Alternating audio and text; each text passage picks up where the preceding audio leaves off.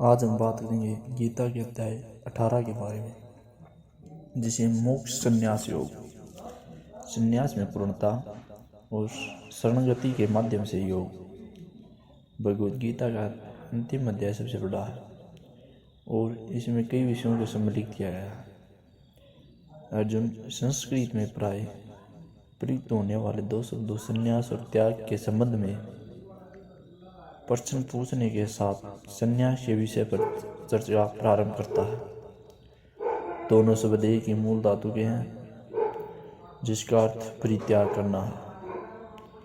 सन्यासी वह है जो गृहस्थ जीवन में भाग नहीं लेता और समाज को त्याग कर साधना का अभ्यास करता है। त्यागी वह है जो कर्म में संलग्न कर रहता है, लेकिन कर्म फल का भोग करने की इच्छा का त्याग करता है। श्री कृष्ण दूसरे प्रकार के त्याग के संतुष्ट करते हैं। वे परामर्श देते हैं कि यज्ञ, दान, तपस्या और कर्तव्य पालन संबंधी कार्यों का सभी त्याग नहीं करना चाहिए, क्योंकि ज्ञानी को भी शुद्ध करते हैं। इनका संपादन केवल कर्तव्य पालन की दृष्टि से करना चाहिए, क्योंकि इन कार्यों को कर्म फल की आसक्ति के बिना संपन्न करना आवश्यक होता है। तत्पश्चात श्री कृष्ण 3 कारकों के विस्तृत गहन विश्लेषण की ओर आते हैं, जो कर्म के 3 संघटक और कर्म फल में योगदान करने वाले 5 कारकों को प्रेरित करते हैं। वे इनमें से प्रत्येक की 3 गुणों के अंतर्गत विवेचना करते हैं। वे कहते हैं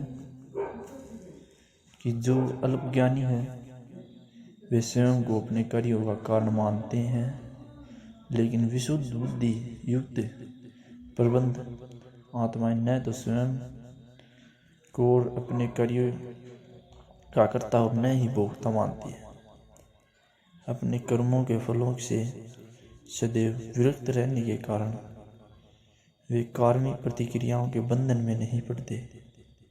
आगे इस अध्याय में यह अवगत कराया जाएगा कि लोगों के उद्देश्यों और कर्मों में भिन्नता क्यों पाई जाती है। तत्पश्चात इसमें प्रकृति के 3 गुणों के अनुसार ज्ञान, कर्म और कर्ता की श्रेणियों का वर्णन किया गया है। फिर आगे यह अध्याय बुद्धि, दृढ़ संकल्प और सुख के संबंध में समान विश्लेषण प्रस्तुत करता है। इसके बाद यह अध्याय उन लोगों का चित्रण करता है जिन्होंने आध्यात्मिक जीवन में पूर्णता की अवस्था प्राप्त कर ली है और ब्रह्मा की अनुभूति में लीन हो गए हैं। आगे इस अध्याय में यह कहा गया है कि ऐसे पूर्ण भी योगी भी भक्ति में तल्लीनता द्वारा अपनी पूर्णता का अनुभव करते हैं। इसलिए भगवान के दिव्य व्यक्तित्व के रहस्य को केवल मधुर भक्ति द्वारा जाना जा सकता है। इसके बाद श्री कृष्ण अर्जुन को स्मरण करते हैं कि भगवान सभी जीवों के हृदय में स्थित है और उनके कर्मों के अनुसार वे उनकी गति को निर्देशित करते हैं। यदि हम उनका स्मरण करते हैं और अपने सभी कर्म उन्हें समर्पित करते हैं तथा उनका आश्रय लेकर उन्हें अपना लक्ष्य बनाते हैं, तब उनकी कृपा से हम सभी प्रकार की कठिनाइयों को पार कर लेंगे। लेकिन यदि हम अपने अभिमान से प्रेरित होकर अपनी इच्छानुसार कर्म करते हैं, तब हम सफलता प्राप्त नहीं कर पाएंगे। अंत में श्री कृष्ण यह प्रकट करते हैं कि सभी प्रकार की धार्मिकता का त्याग करना और केवल भगवान की भक्ति के साथ साथ उनके समक्ष शरणागत होना ये अति गहनतम ज्ञान है। तथापि यह ज्ञान उन्हें नहीं प्रदान करना चाहिए जो आडंबर, हीन और भक्त नहीं है, क्योंकि वे इसकी अनुचित व्याख्या करेंगे और इसका दुरुपयोग कर अनुत्तरदायित्व से कर्मों का त्याग करेंगे। यदि हम यह गुआ ज्ञान पात्र जीवात्मा को प्रदान करते हैं, तब यह अति प्रेमायुक्त बन जाता है और भगवान को अति प्रसन्नता करता है। इसके बाद अर्जुन भगवान को सूचित करता है कि उनका मोह नष्ट हो गया है और वह उनकी आज्ञाओं का पालन करने के लिए तत्पर हैं। अंत में संजय जो नेत्रहीन राजा धृतराष्ट्र को युद्ध भूमि पर भगवान श्री कृष्ण और अर्जुन के बीच हो रहे संवादों को सुना रहा था, व्यक्त करता है कि वह इन संवादों को सुनकर इतना स्तंभित और आश्चर्यचकित है जैसे ही वह भगवान के पवित्र संवादों और भगवान के अति विशाल स्वरूप का स्मरण करता है। तब उसके शरीर के रोंगटे खड़े हो जाते हैं।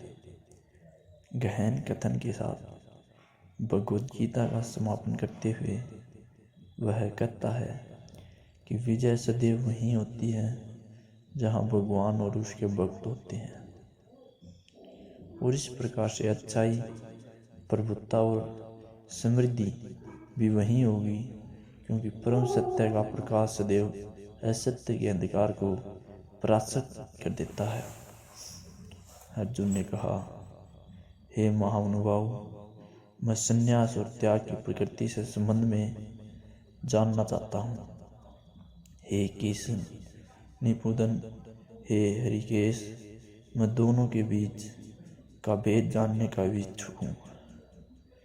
परम भगवान ने कहा, कामना से अभिप्रेरित कर्मों के परित्याग को विद्वान लोग संन्यास करते हैं और सभी कर्मों के फलों के त्याग को बुद्धिमान लोग त्याग करते हैं। कुछ मनीषी घोषित करते हैं कि समस्त प्रकार के कर्मों को दोषपूर्ण मानते हुए उन्हें त्याग कर देना चाहिए, किंतु अन्य विद्वान यह आग्रह करते हैं कि यज्ञ, दान तथा तपस्या जैसे कर्मों का कभी त्याग नहीं करना चाहिए। हे भरतश्रेष्ठ, अब त्याग के विषय में मेरा अंतिम निर्णय सुनो।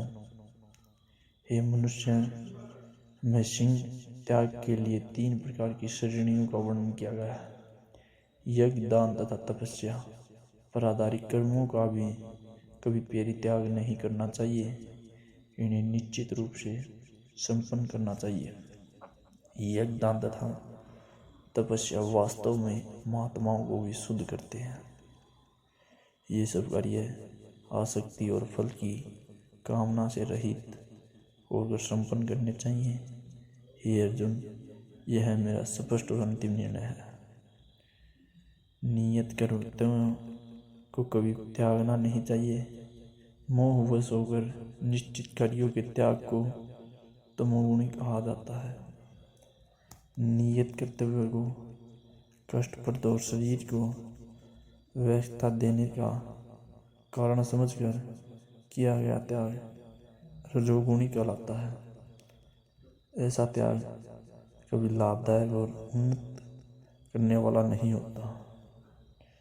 जब कोई कर्मों का निष्पादन कर्तव्य समझकर और फल की आसक्ति से रहित होकर करता है, तब उसका त्याग सत्य गुणी कहलाता है।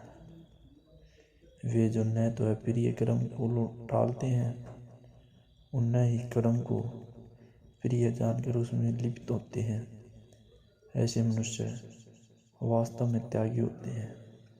वे सात्विक गुणों से संपन्न होते हैं और कर्म की प्रकृति से संबंध में उनमें कोई संशय नहीं होता।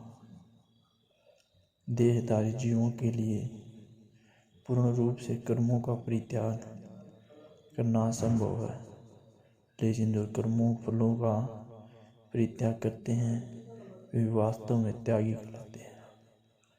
जो निजी प्रीतोषों के प्रति आसक्त होते हैं उन्हें मृत्यु के पश्चात भी सुखद, दुखद और मिश्रित 3 प्रकार के कर्मफल प्राप्त होते हैं।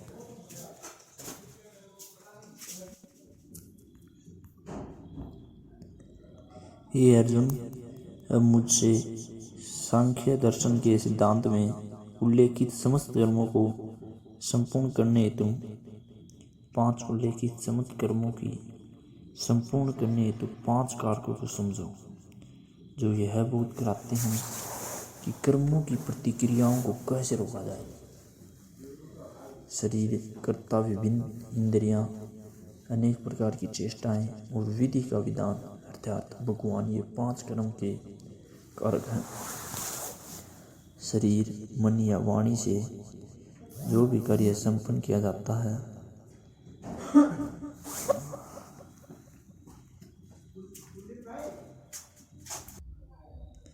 अर्जुन ने कहा, हे अच्युत्य, आपकी कृपा से मेरा मोह नष्ट हो गया है। अब मैं ज्ञान में स्थित हूँ, मैं संशय से मुक्त हूँ, मैं आपकी आज्ञाओं के अनुसार कर्म करूँगा। संजय ने कहा, इस प्रकार से मैंने वासुदेव पुत्र श्री कृष्ण और उदारचरित पृथ्वी पुत्र अर्जुन के बीच संबंध सवाल सुना। यह इतना रोमांचकारी संदेश है कि इससे मेरे शरीर के रोंगटे खड़े हो गए। वेद व्यास की कृपा से मैंने इस परम वह योग साक्षात योगेश्वर श्री कृष्ण से सुना। हे राजन, जब मैं परमेश्वर श्री कृष्ण और अर्जुन के बीच हुए इस चकित कर देने वाले अशुद्ध संवाद का संबंध करता हूँ, तब मैं पुनः पुनः हर्षित होता हूँ। भगवान श्री कृष्ण के अति विस्मयकारी विश्वरूप का श्रवण कर मैं अति चकित और बार बार हर्ष से रोमांचित हो रहा हूँ। जहाँ योग के स्वामी श्री कृष्ण और श्रेष्ठ धनुधर अर्जुन हैं, वहाँ निश्चित रूप से अनंत ऐश्वर्य, विजय, समृद्धि और